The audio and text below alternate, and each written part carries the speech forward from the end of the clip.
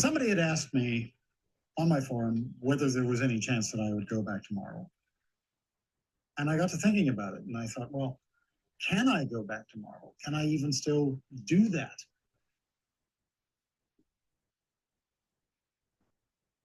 So I guess this is a good place to start. This was, I guess, a couple of years ago when he announced that he was doing pages on his website, and CB Sapolsky said let's have a meeting, and he said, "Hey, if we would do it to be published around May, which was about 6 months since when they talked."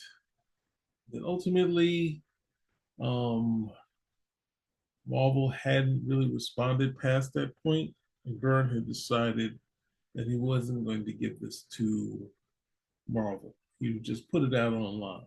And he did it for, I think it's either 32 issues, 31 or 32 issues, till kind of moved on.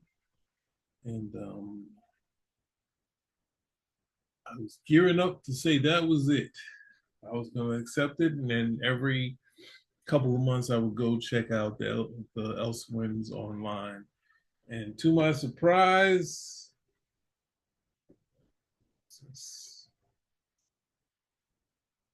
get out of this.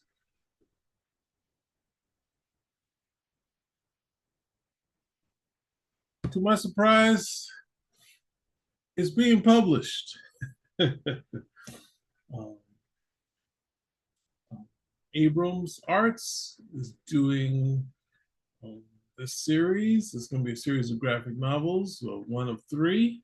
Byrne is inking some of it. He's also having Pat Wills, who's I guess a fan on the site and had been inking stuff. He is going to join Byrne in inking the series, and Byrne is going to have let some artists do some pages and some guest spots. Walter Simonson being one, and Chris Ryall is inking it. So we get a lot of his colorists that were in that did, what was it, the Star Trek series. So this is a big deal. Obviously, it's a big deal. Look, you can see it on the Abrams site. It's sold out already. Um, there's still people trying to hash out who should have inked this when 75th birthday of John Byrne had just passed. If you're not here for him to do whatever he wants with his project, then there's really no point to it. There's no point in bringing up actually, this process was initially supposed to be, Byrne was thinking of it as a collaborative thing with an inker. So his plan was to bring in an inker to do the pages. And I don't know if it's a swan song or not, but if it is going to be close to some of the last stuff you do, why would you not want to ink it yourself rather than, he did the period in his return to Marvel NDC where he had inkers, and see, people didn't go crazy over that.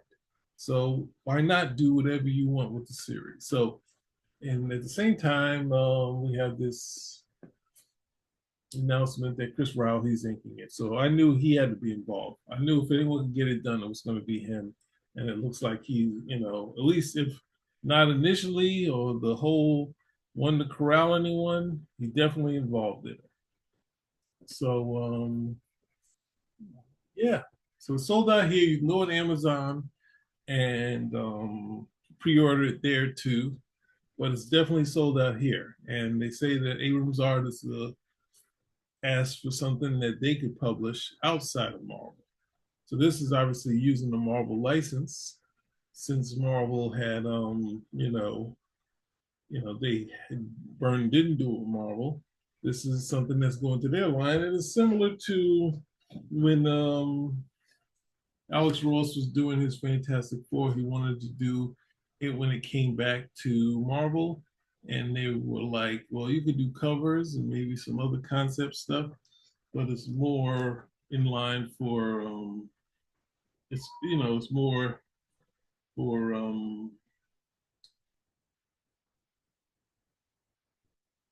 is more in line for Dan Slott. So ultimately, we got this sometime later. So that's seems like the same thing kind of happened with Elsewhen, but it was on Byrne's forum for who knows how long. So thankfully, this is happening. What else can I say about this?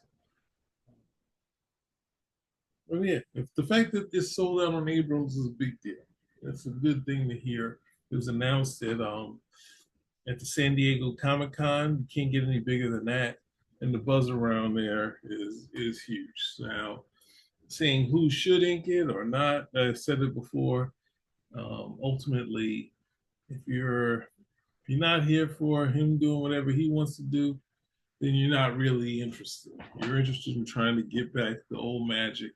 Actually, online there was a drawing. There was a, if you know the Wolverine classic Wolverine image of Wolverine 17, the cover, Wolverine leaping towards camera, and then there was a recreation done by Joseph Rubinstein, and someone else had posted it. I hadn't really thought that I would get into not a back and forth, but a talk with Joseph Rubinstein. But I just wrote why.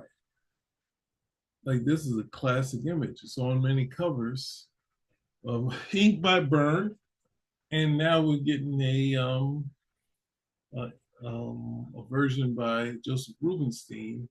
Whether he's one of the favorites of Byrne's inkers, it's not. I couldn't really. I could see subtle differences, but nothing besides some flair on the side. So it was like it felt like it was pointless. You could just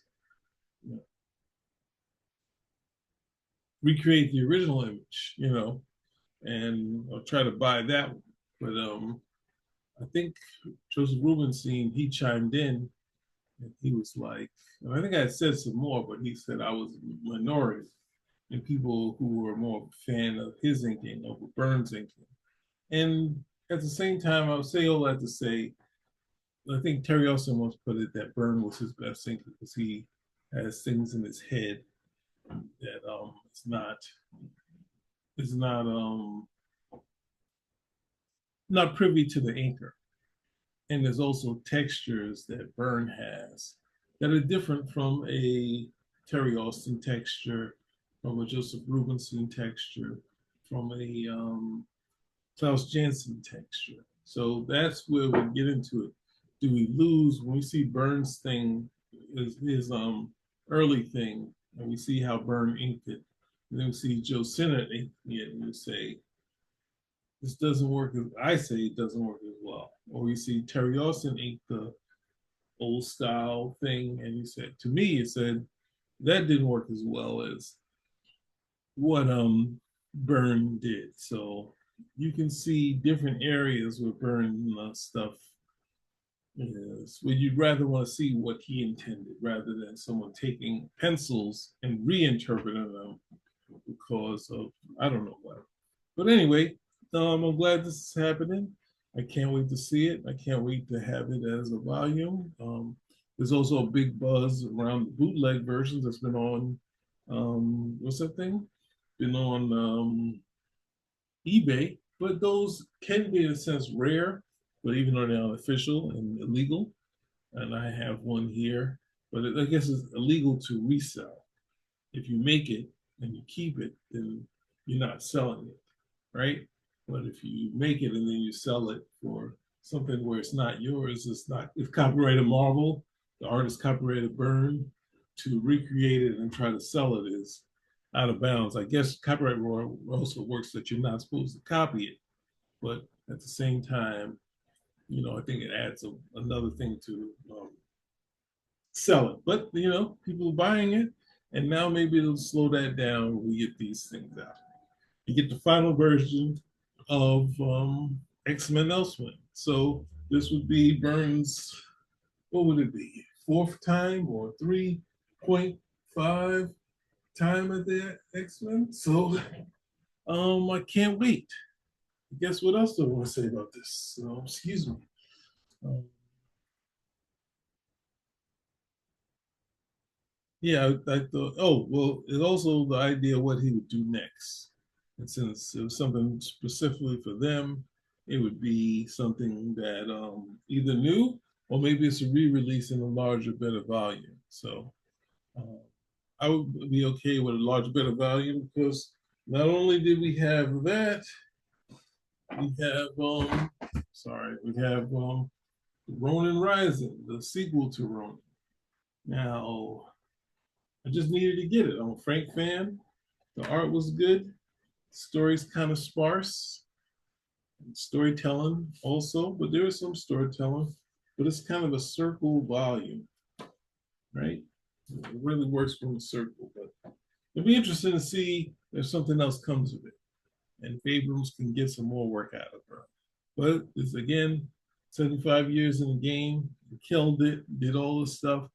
Can they get him back to working regularly? We shall see. Spinner Rack is out.